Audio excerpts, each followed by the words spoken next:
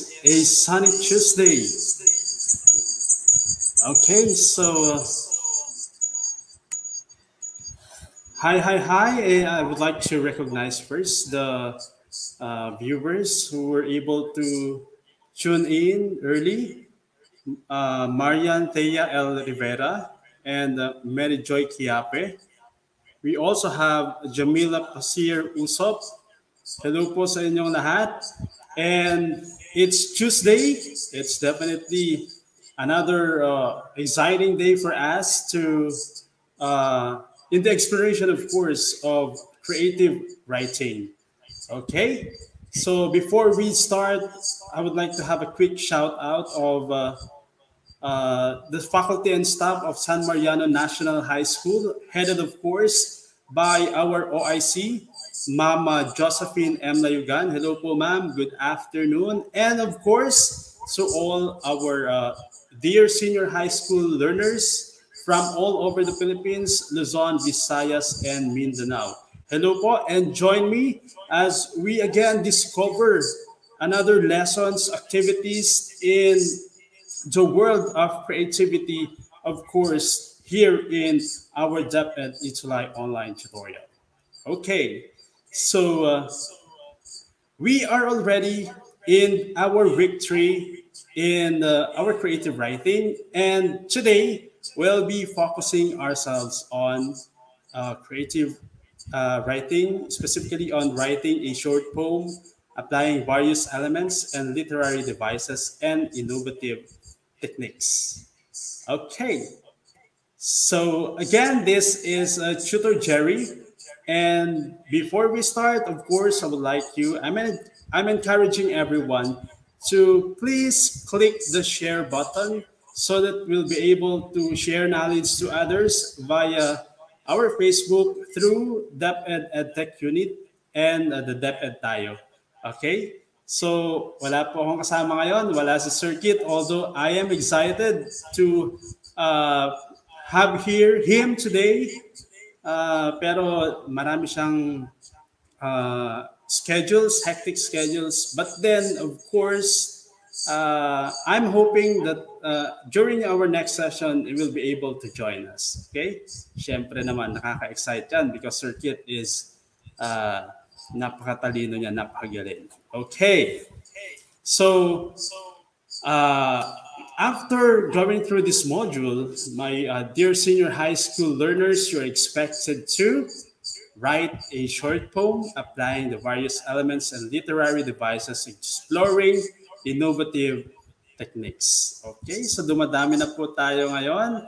Hello po kay Maurice Kilang, Laureline Ortiz Bakay from Alibadabad National High School. Hello, hello. We also have Jamay Larry Anchete Kasaway, Euler, STEM Euler, San Mariano National High School. Hello sa inyong lahat. Okay, so moving on, as early as now, I would like to give you the challenge kasi napansin namin some of you were not able to join the challenge last week. And so we are encouraging everybody to please join with the challenge of the week sa ating creative writing para naman ma-recognize namin kayo during our session every Tuesday at 4:40 in the afternoon. So for the challenge of the week, you are to write a 4-line poem using a mix of figurative language, and then the top 3 poems will be featured in the next episode once again, and then the last one is you are to add your picture and use the hashtag Itulay Creative Writing and post your poem on your wall. So once again, this is the challenge of the week. Okay, hopefully magawa natin to, and then you will be recognized next week. Okay. Now moving on, let's have a quick review on what transpired last Tuesday. I know we have an exciting discussion last Tuesday, but then some of you were not able to cope with our session, and this is the reason why we have to have this quick review. Okay, so last time we've talked about poetry and its elements. Okay, so when we say poetry, it's a certain art form that uses language in order for us to express our feelings and emotions using elements and literary devices. Okay, and for the elements, we have discussed also two of the many elements that we have, and those are the sound and repetition. Sound, it means the musicalities and then repetitions. That includes the following. Okay, so we've discussed about rhyme, and then the rhyme scheme, which is we labeled the ending of the word, the end words of each line according to the alphabet's letter. So meron tayo last time A B, and those are what we call as rhyme scheme, and of course they are under rhyme. Okay. Pagdating naman po sa repetition, we have the following: alliteration, consonants, and assonance. I hope na hindi nyo yun nakalimutan, because this particular literary devices and elements are very important, of course, in writing, at the same time in speaking, especially if you are fond of writing poems and speaking in front of a lot of audiences. Okay? Sige. So hello po kay Lawrence Barut, kay Angelica Edoria, and then Cheska Velasco. We also have Obi Miles Pascual Bensuceso, all from San Mariano National High School, and we also have John Rayson Rivano watching from Tayabas City. Hello po sa inyong lahat. And I'm glad that you are here joining us with our session today. Okay, now we're going to move now to the activity, the first activity of today's lesson. And that is, okay, you are to compare the following images, and then you have to write down your observation on the comment section. So I'm going flash 2 images, and then pabilisan ng sagot, and so that I could recognize and I would be able to read your answers. Okay? So comparison of 2 images. The first picture is this. It's actually sunflowers, a farm. And then we also have the picture B, which is this one. Now, if you are going to compare these 2 pictures, what comparison or what observation would you make? Sige, I'm giving you 30 seconds. Hello din kay Kate Dimple Beltran, and then Jocelyn Buraga Magaway, Arol De La Cruz. Now, sige, balik tayo dito. What is your observation about the 2 pictures presented? Okay. The first picture is, the picture is picture A is colorful according to Louis Dale Dumelod, and then the picture B is not. Okay, so that's her observation. The first picture is colorful while the other is not. What about the others? Okay, A has different colors while B is a monochromatic one. Wow. Okay. According to Edison Bugina, the picture A is looks dead. Picture B looks dead, while picture A has full of colors. Wow, ang galing naman. Okay, I'm happy that you are, of course, participating, interacting. Okay, so definitely the picture A predicts a lively image, while the other one is somewhat dull, na parang hindi siya masaya. Or other than that, we could say that picture A brings good vibe, while picture B does not bring, it brings negativities. Okay? So hello din kay April from Kidapawan City. Wow, ang layo niyan. Now, for the next activity we have, kung kanina image, right now you are to compare the following poems, okay, based on their construction, okay. Again, you are going to write down your observations on the comment section, okay. Do it as quick as possible. Okay, so we have poem A and then poem B. So allow me to read poem A. The sky is blue, the sun is bright, the fields are green, the river is calm. Okay, so that is for poem A. I want you to give your observation regarding these two poems. Okay, for poem B, the sky is an azure canvas of the sun, a king with golden robes. The fields bow down, low and anxious, while the river hid its precious strokes. Now, what can you say about these poems? What comparisons could you make out of these two? Sige, we'll read some of your comments. According to Ms. Kiambao, may mga maliwanag na ulap, bundok at malawak na kalangitan sa PK. That is about the image 1 kanina. Okay, what about the poem A and the poem B right now? Okay, medyo nalilate lang yung mga sagot nyo. But that definitely we could read all of your answers later on. So according to Jassy Erin Dizon, the poem A is short, while poem B is longer and more detailed. Okay, that's a good observation. While we also have here Aaron, poem A is simple, while poem B is it's somewhat has equality. Okay? Sige, you have a good observation also. Okay. So both are poems, right?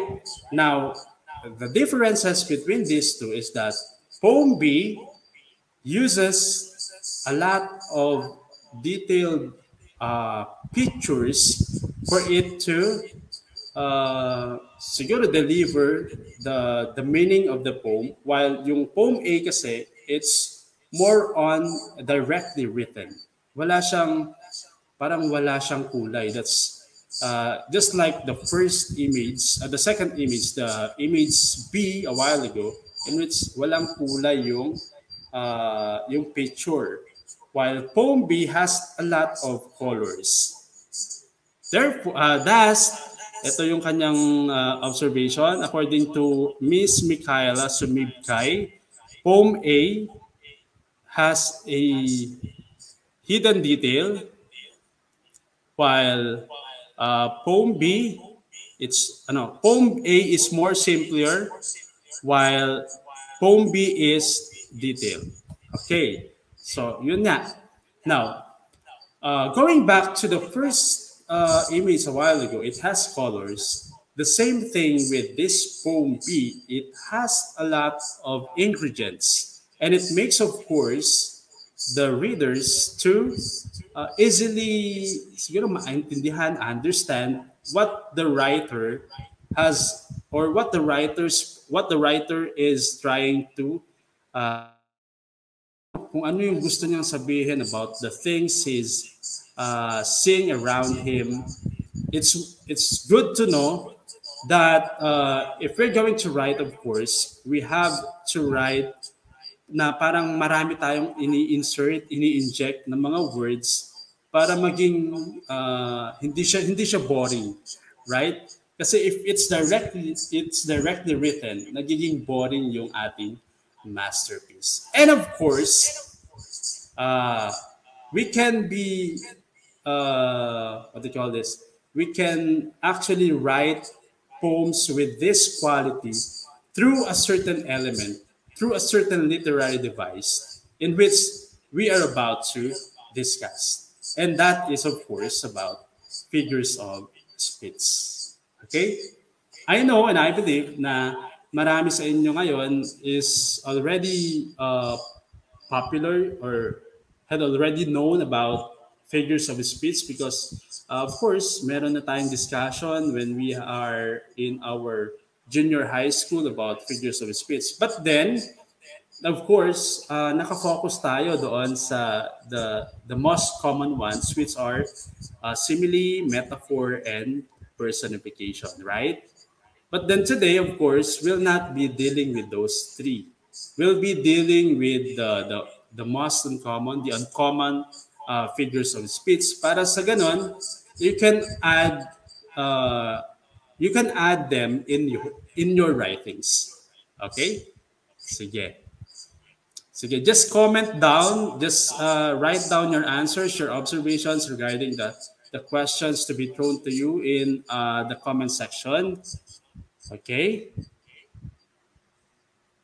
Sige. Now, so when we say figures of speech, these are tools that writers use to create images or paint pictures. These pictures help convey the meaning faster and more vividly than words alone.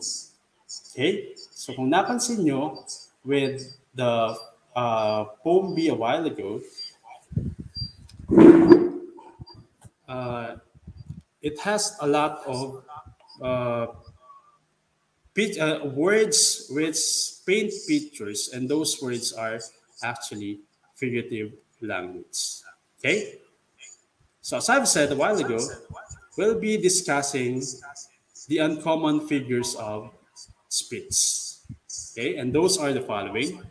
We have hyperbole, irony, antithesis, anaphora, apostrophe,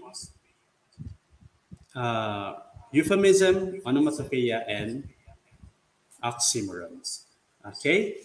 Medyo nag-echo ata tayo, and that's I am reading kasi yung comment and then it's near the laptop. Okay? Sige. Now let's have a discussion of it one by one. Okay. So the first one is hyperbole. Siguro naman alam na natin kung ano ang hyperbole. It's a term which uses exaggeration to add dramatic meaning to the sentence. So your clue here is exaggeration. Okay? Exaggeration. So hyperbole is exaggeration. Okay? Now we have a given example here. Okay? It's written in sentence. And then later on, makikita natin yung example on how it's used in a poem. Okay? Sige. Now the given example is, I'm so hungry I could eat a horse. By the sentence, by that statement alone, it's already an exaggeration, right? It's exaggerated. Sige. By and by, I'm going to look at my left, kasi it's where the comment section is. Nakikita ko yung mga sagot nyo dito. Okay? So this is somewhat a good example of hyperbole. Now, let's try to see if how hyperbole is being used in a poem. Now, we have here a poem written by Ralph Waldo Emerson. It's entitled Concord Hymn. Okay. By the rude bridge that arc the flag, their flag to April breeze unfurled. Here, once the embattled farmer stood and fired the shot heard round the world. So the highlighted the highlighted sentence here, which is line 4, is considered a hyperbole. Why?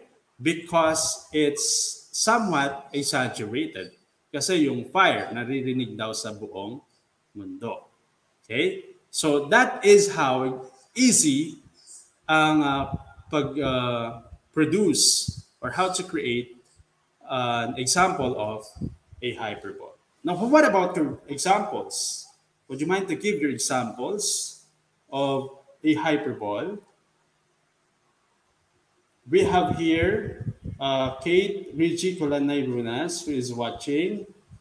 We also have Maria Elisa May Maines from San Mariano National High School. Hello po sa inyong lahat. Okay. Yes. Now, another example is, I slept like a rock on Mount Apo last night. Isn't it exaggerated? If yes, then definitely it falls under hyperbole. Okay? Siguro naman nakuha natin.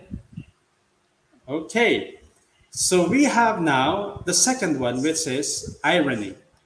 And when we say irony, it's a statement which conveys the opposite meaning of what is literally said. Okay? So kung kanina, exaggeration, this time, it's the opposite meaning. Okay? So we have here a good example. After looking at the student's poor test score, the teacher says, you will surely finish the year with highest honors. Isn't it ironic? Diba? Napaka-ironic na. So, again, it will be falling under irony. So, yeah. Now, let's look at a good example on how it's used in a poem. Okay? This was written by Samuel Taylor Coleridge naman, Rhyme of the Ancient Mariner. Okay? Now listen. Water, water everywhere, and all the birds did drink. Water, water everywhere, and not a drop to drink.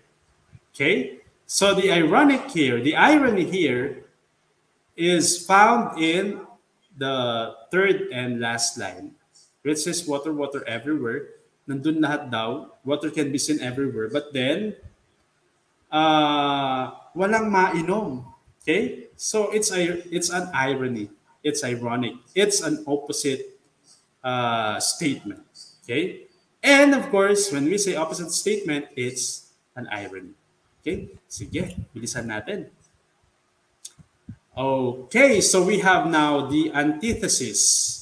When we say antithesis, it's applying juxtaposition of ideas which are contrasting in a statement that is balanced. Kung kanina irony is an opposite statement, ngayon naman, contrasting statement din, pero it's balanced. Now, let's try to see the examples. Okay? Many are called, but few are chosen. Okay?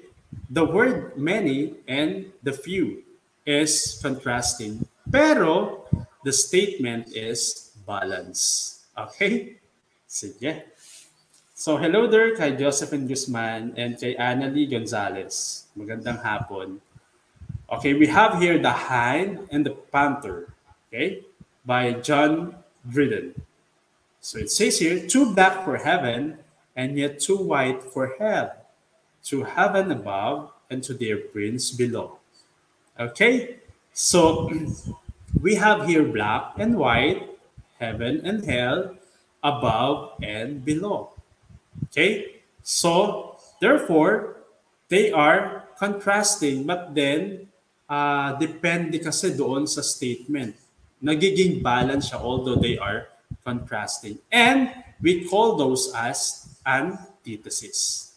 Okay? Sige. So I hope na nakakasunod tayo. Now, moving on, we have here another example on antithesis. The Sweet Sour Experiences of Life by Sharan. Okay? I value the light because I've experienced the darkness. I value the joys because I have experienced the sorrows. You see the construction, meron siyang light and then meron siyang darkness. It's a contrasting statement, contradictory statement, but then it's balanced on how it was written. And then we also have joys and then sorrows. Okay? Ang gaganda ng mga examples natin sa poem. I hope you like it. Now, hello kay Natalie Ancheta. Sige, sagot lang po kayo later on.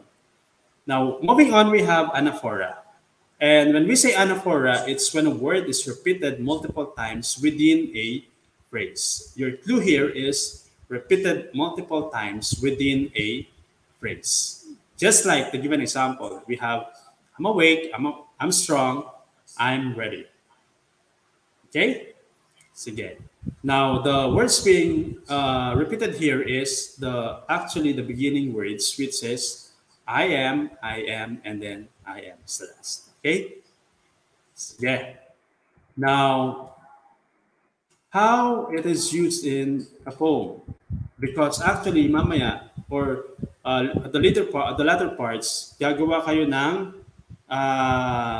your own poem using the following literary devices, specifically yung figures of speech. Okay, Sonnet 66 by William Shakespeare. Tired with all this, for restful death I cry, as to behold desert and beggar born, and needy nothing prim, didn't jollity, and purest faith, and gilded and maided. Okay, the word and is being repeated, therefore it falls under anaphora. Okay? Sige. So, anaphora. So, we already have 4. Mahaba pa naman yung ating oras. I would like to finish it all para makuha nyo lahat. Okay. We now have apostrophe. It's a direct address either to an absent person or to a non-human entity. It's just like personification siya. But then, meron siyang pagkakaiba sa personification. So we have the example. I know you know the song, Hey, hey, set me free, stupid, stupid, stop picking on me. O, diba? Sige. So, the stupid is being addressed here in the given example. It's a non-human entity. Okay? Sa poem naman, it's written by John Donne. It's entitled Death, Be Not Proud. Pwede rin yung poem na I Wandered Lonely as a Child. Meron siyang mga apostrophe. Okay? If you're going to look and try to read that certain poem. So here we have death, be not proud. Though some have called thee mighty and dreadful, for thou art not so. So we are addressing death here, and it's a non-human entity. Therefore, it falls under apostrophe. Okay? If you have comments, if you have anything to say, you would just address me by the inbox that we have, the chat box, the comment section. Okay? So next we have euphemism. It's the substitution of a mild or vague expression for a harsh or unpleasant one. Parang namimili tayo ng salita na mas maganda kaysa doon sa literal nating sinasabi. We have here some of the examples. Okay? So instead of saying well-fed, instead of saying overweight, you say well-fed. Di ba? Nakaka-offend naman kasi kung sinasabi mo yung tao, ang taba-taba mo, you're overweight. Well, in fact, pwede na natin siyang sabihan ng you're well-fed. O di ba?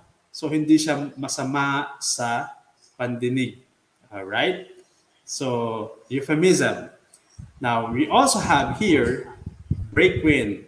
Okay? Instead of saying pass gas or fart. So, instead of saying you've farted, mutot ka, you just have to say break wind. I just have to have my break wind. Or mas magandang pakinggan kasi yung break wind instead of fart. Right? Okay? Now, if you have any examples, if you have your own examples, you're free to type your examples in the comment section. Please. Okay? So we also have embarking on a journey of self-discovery instead of jobless. Di ba? Pag sinabi mo you're jobless, magagalit sa'yo yung tao. But then, when you say that he or she is embarking on a journey of self-discovery, that is, hindi siya nakaka-offend. Alright? Sige. Now, let's have the examples in the poem. It's written by Bob Hiccup. When I said I have to lay you off, a parallel universe was born in his face. One where flesh is a loose shirt taken to the river and beaten against the rocks. Okay, the word lay off, instead of saying you are fired, okay, you just have to say he or she is being laid off. Okay, I have to lay you off. I have to fire you. Okay, instead of saying I have to fire you, I have to lay you off. Okay, so that is euphemism. All right. Sige. Pa-shout out daw kay Dimple Zacarias from Bogaon School. Okay, we also have Zarina Vargas. Now, we have here my favorite one. Ito yung isa sa mga favorite ko, onomatopoeia. It's the sound of nature actually. And it's the use of words that imitates the sounds associated with the objects or actions they refer to. Okay, so we have the mooing of the cows and the rusting of the palay remind me of home. So, association, cow, moo. The cow moos, di ba? And then the palay rustles. Okay, so you have now the sound of natures. Now, you have here the given example, Running Water by Lee Emmett. Join me as I read, kung pwede rin, water plaps into pan, splash downhill. Warbling magpies in tree, thrilling melodic trill. Whoosh! Passing the breeze, flags flutter and flap. Frog croaks, birds whistles, bubbling bubbles from tap. So you have a lot of onomatopoeia here. Splish splash, the warbling, the whoosh, the buzzing of the bees, those are. Okay? Ano pa ba?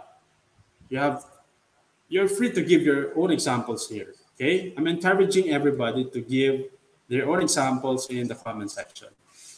Sige. Now moving on, we have also oxymoron. Is apparently contradictory terms that are combined to produce a special effect. Kung kanina we have the antithesis and then the oxymoron, we also have contradictory terms here, but then they are combined pagdating po sa oxymoron. Now we have the following examples. Do you have the original copies that we requested?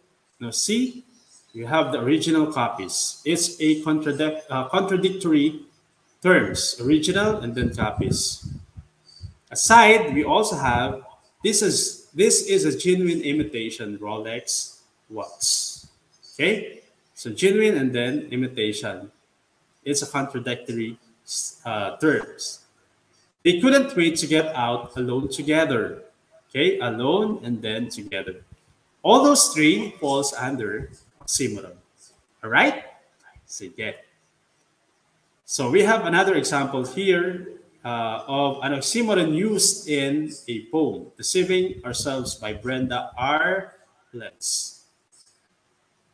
On a murky night, our eyes perceive a full moon hiding behind the clouds, deceiving us with a false truth. Okay? So we have here false truth is a combined terms, but they are actually contradictory. And definitely, they fall under oxymoron. Okay? Sige. Dali ano? So, I hope na nakuha nyo lahat ng ating mga figures of speech, uncommon, unfamiliar figures of speech. They will be useful to you when you are going to write your own masterpiece, especially in a poem or a song. Okay? Now, it's your turn. So, we have here the given direction. Matatapos natin to exactly in 40 minutes. The following statements use figures of speech.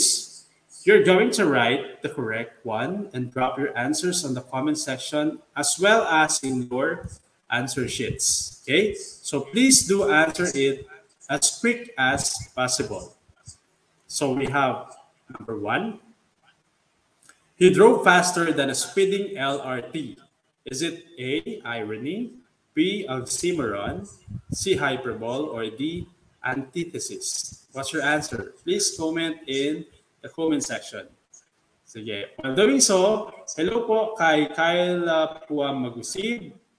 And we also have here Dimple Zacarias, Mikaela P. Sumibkay. Yeah, he's already writing her answers regarding the activities a while ago. Nalilate kasi ng dating. Edison P. Bugina answered C, hyperbole, about the first one. Sige. We also have here Jamay, also answered C, hyperbole. Aliyah C. Let's try to look at the correct answer here. Okay, for the first one, we have it's letter C. Okay, so definitely it's letter C. Ang galing naman. Okay, so I think all of you got the correct answer according to the comment section's feedback. Okay, so let's have number 2. I could hear their buzzing, so I knew there was a business around here somewhere. Okay, again, I could hear their buzzing, so I knew there was a business around here somewhere. Is it A, anaphora, B, apostrophe, C, onomatopoeia, or D, oxymoron?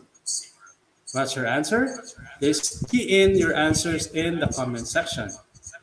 Okay. Jomari Sibal answered C.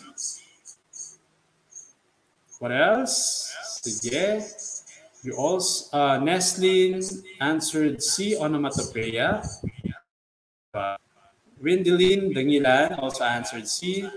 Chloe Flores answered C also. And then, sige, let's see if your answers are correct. May nag-iisang sagot dito, si Mikaela Sumibkay. She answered A. Sige. Jan. Yes. According to our tutor a while ago, ang answer dito is letter C. Okay.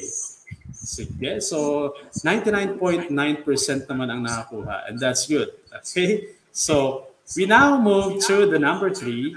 You are clearly confused by the situation you have found yourself in. Okay? The underlined word here is clearly confused. Is it irony? Is it oxymoron? Is it euphemism? Or is it anaphora? Key in your answers, please. Okay, some answered C. What about the rest? Okay, so for number 3, we have Edison answered B, oxymoron. What about the others? It's actually letter B.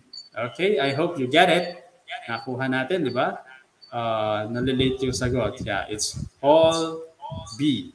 For number 4, we have I will go, I will do, I will succeed. Okay, so what should be the proper figurative language here? Is it antithesis, oxymoron, apostrophe, or anaphora? Ano kaya ang sagot for number 3? Okay, key in your answers please. Yan. Nagsisidating na po yung mga sagot nyo. And I know you are all correct. So according to Edison, it's anaphora. According to Miss Sibal, it's also D, anaphora. Ano ba ang sagot? It's D. Okay. So it's letter D. Yeah. So moving on, we have the last one. I like smugglers. They are the only honest thieves. Okay. We have the following choices: oxymoron, irony, antithesis, or anaphora. I like smugglers. They are the only honest thieves. I think the supposed to be underlined word here is honest thieves. Okay, so what's your answer? It's letter Jan. So some answers letter B, irony. We also have answers here from Miss Asarit. It's letter D. According to Chloe, It's letter B also. Lester Grutas, letter D. Let's see. Let's see the answer. It's actually letter A. It's an oxymoron. Okay? So, ang galing. Napakagaling ng ating mga senior high school learners today. Now, what about finding figures of speech in a poem? Just a quick one. Kailangan nating magmadali. Just try to identify kung ano ang figurative language na na-inject dito sa ating poem. I'm making a pizza the size of the sun, a pizza that's sure to weigh more than a ton, a pizza too massive to pick up and toast, a pizza resplendent with oceans and of souls. I'm topping my pizza with mountains of cheese, with acres of peppers, pimentos, and peas, with mushroom, tomatoes, and sausage galore, with every last olive they had at the store. So just a quick one. Sige, ano kaya? Is it anaphora, euphemism, irony, oxymoron, onomatopoeia, what? Wow. So they've answered hyperbole. Yeah, actually, ang sagot dito is hyperbole and anaphora. Okay, so ang galing naman ng ating mga senior high school learners. Clap, clap, clap naman tayo dyan sa ating mga sarili. Okay? So again, I would like to remind you of the challenge of the week, which is to write a 4-line poem using a mix of figurative language. The top 3 poems will be featured in the next episode, and you have to add your picture so that you will be recognized, and use the hashtag Itsulite Creative Writing and post your poem on your walls. Makikita at makikita po namin yon. Okay, so we are expecting your outputs from this very after this session until, of course, siguro Sunday para ma-insert namin sa aming PowerPoint. Okay? So, sa dulo ng paglalakbay ng aral na walang humpay, buhay na matiwasay ang kanya namang alay. Salamat po sa inyong interactive participation, and if you have questions, you're free to message me via Facebook, Jericel E. Corpus, or my email, jericel.corpus@deped.gov.ph. Again, if you have questions, if you wanted to have a clearer understanding of the lesson, you're free na panoorin ulit ang ating session because it's recorded via DepEd EdTech Unit. Salamat po sa inyong pakikinig, and see you again next Tuesday. This is your Tutor Jerry signing off once again.